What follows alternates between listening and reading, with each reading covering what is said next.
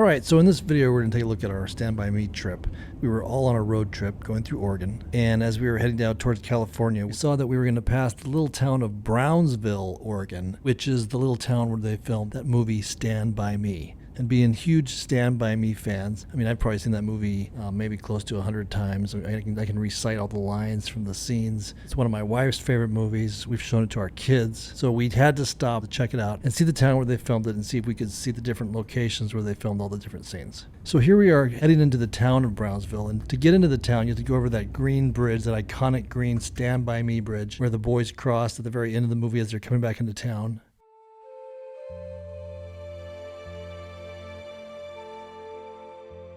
And then once we got over that bridge, go right into town, and we pulled over, we got out, and we just sort of started wandering around the town there. It's this little tiny, cool little town, and we just started wandering around trying to see if we could find the different locations. And as we were doing that, this guy suddenly just appeared out of nowhere, just out of thin air. And he asked us if we were there to see the Stand By Me locations. And we said, yeah. And so then he asked if we wanted to take the dime tour, which I didn't know what that meant, but I guess what he meant was like the short version of the Stand By Me tour.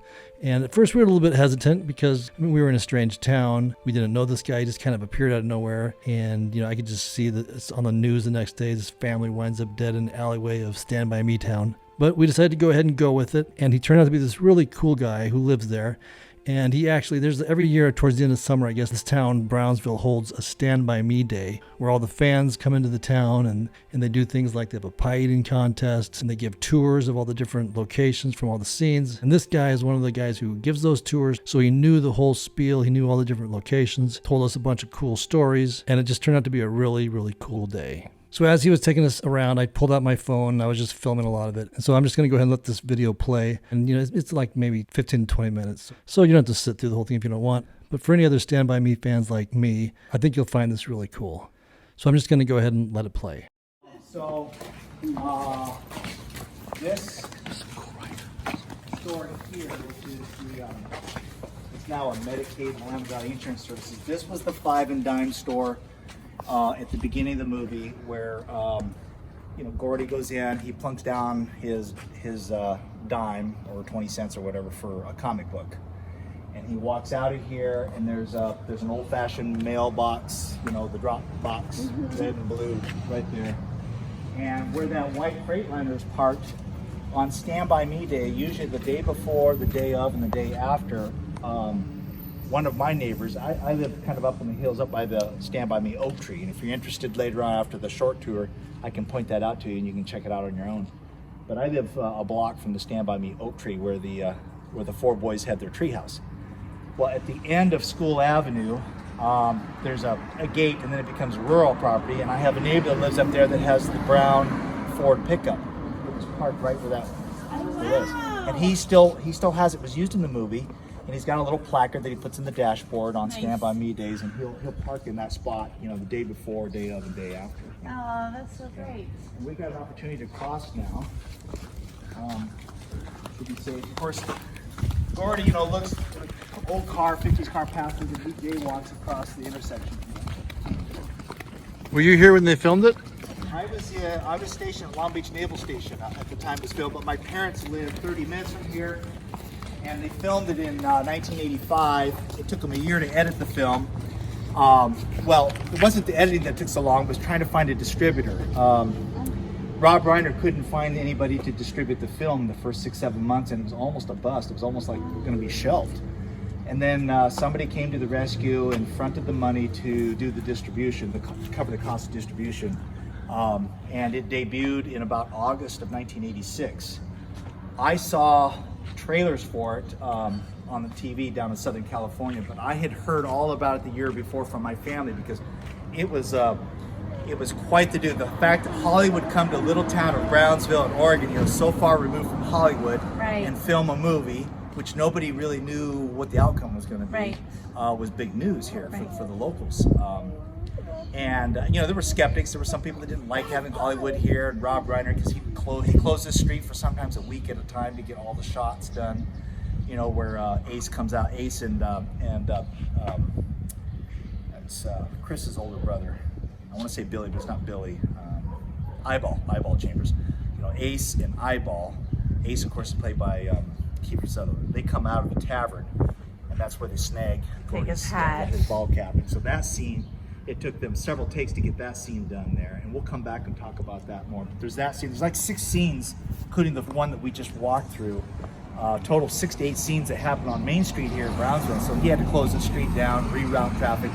And a lot of locals didn't like that because it was hurting their business. And everything. Right. And now some of those same business owners are happy because now Stand By Me Day brings Yep. tourists from all over the world here. Yep.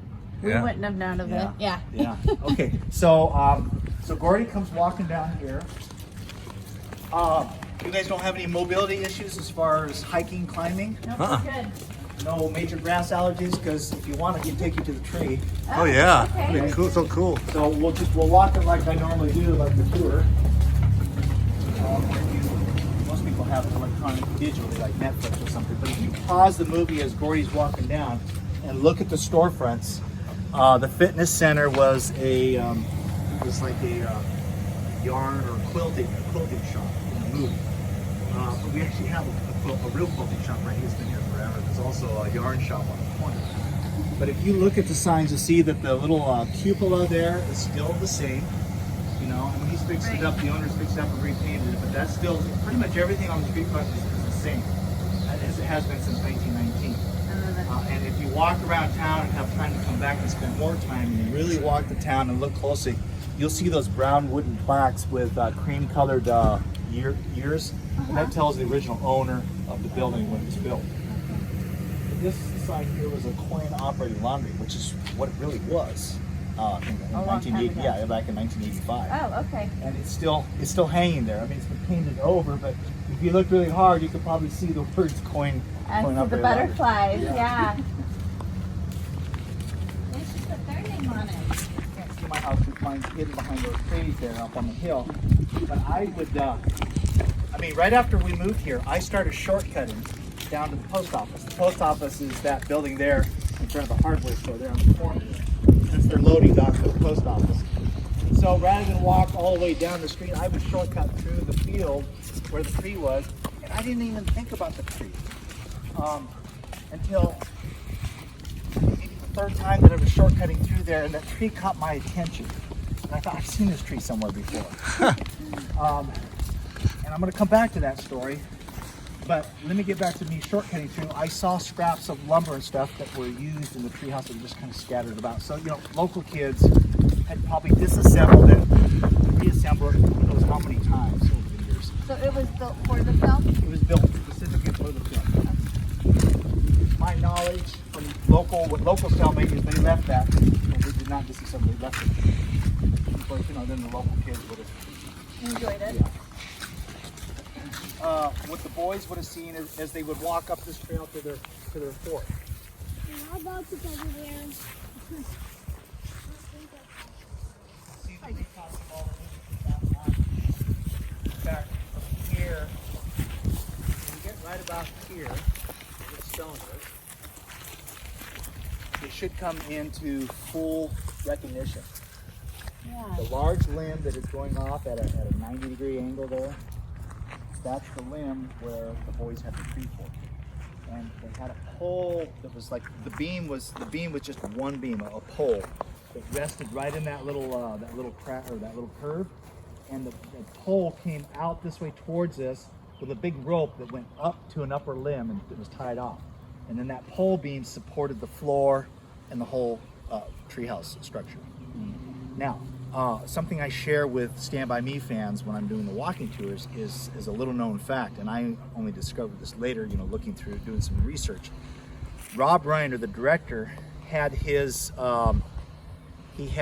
crew set up a mock-up of the same tree house that his carpenters built in the tree, a mock-up one minus the roof and minus like one side, so that they could position the cameras. And they set that up on scaffolding. Scaffolding was raised to the same height as that limb there, and that was set right just beyond where that large stone is, between that large stone and the oak trees there.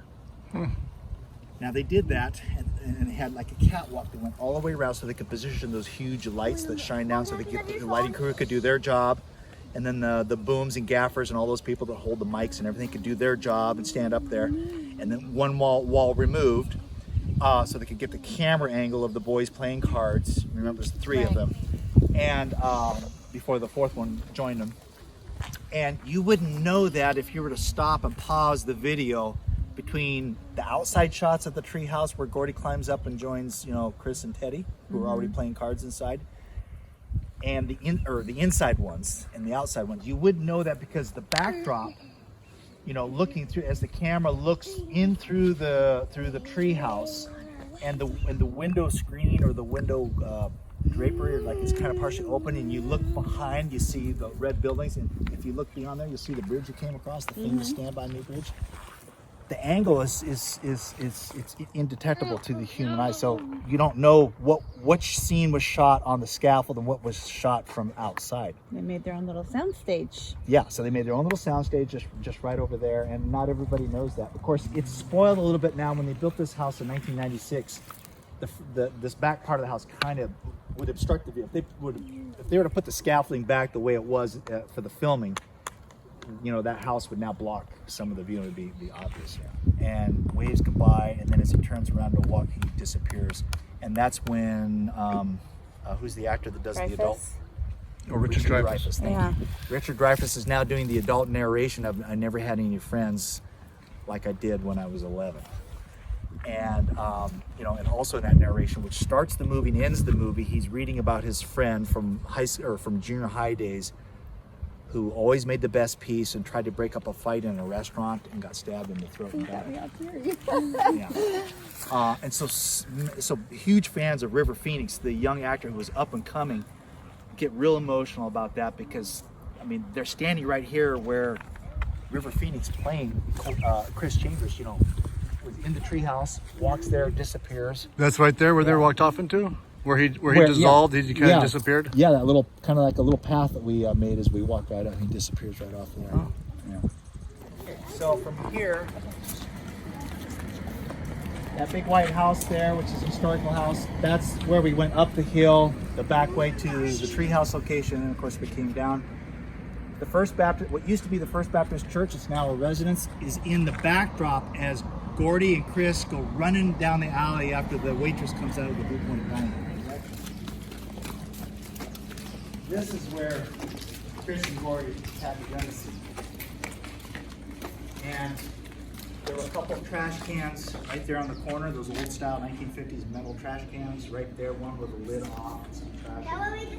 There's a couple of pallets that stacked up along the side here. And where the green colored bricks are, those were windows.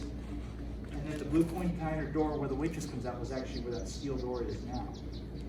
And of course, you know, Chris pulls out of his bedroll, you know, the pistol, and shows it to Gordy. And of course, you know, Gordy's like, is it loaded? Hell no, you think I'm stupid? And of course he squeezes off around there, not knowing that it was chained to just one of the chains. And so that scene is there. And so on Stand By Me Day, we have a lot of fun when we lead the tours.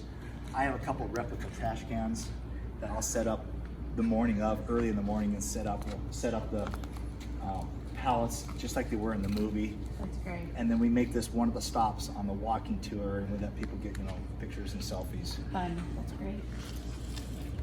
The first rain came and went, the second rain came and went, the third rain came and went, and it is now a permanent fixture. So that's the original Coca-Cola? It's the original Coca-Cola mural painted as part of the set. Wow. So that's one of the few things that still remains that was, you know, made specifically for the set.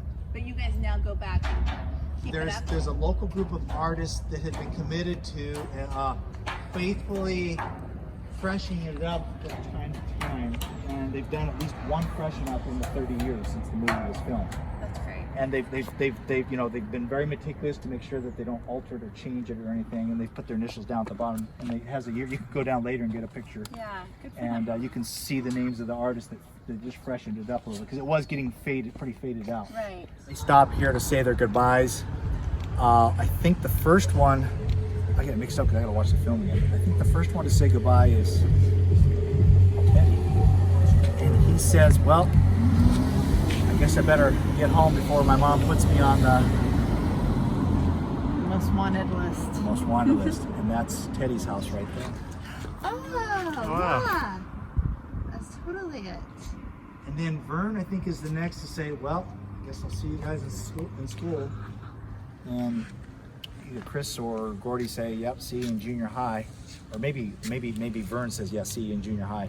And then Vern walks across the street. And halfway down there, if you look in the zebra stripe, the middle one, towards this end, the south end, there's a penny embedded there. All right, Permanently we gotta see embedded. that. And you can do that later, but make sure that you watch for traffic because people will run you over. So that's another scene. Of course, he bends over, picks up the penny, turns around, penny. So that's another scene. And then, of course, that leaves Chris and Gordy, and they continue walking on. They walk down past the, what's now the fitness center. It was the quilting shop, back to the treehouse. Zach, show us where Vern left his or picked up his penny at the end. It's a fun. Let's see. Oh, yeah, look at that. They embedded a penny into the walk.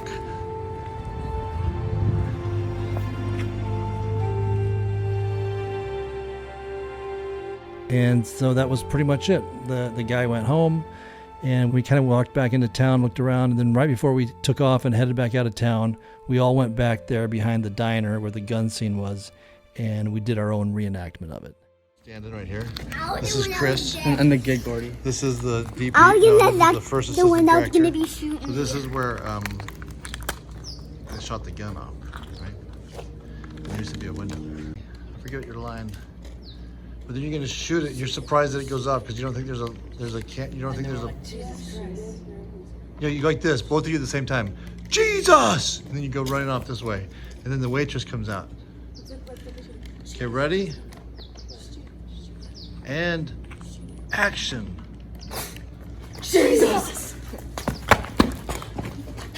Who's putting off cherry bombs?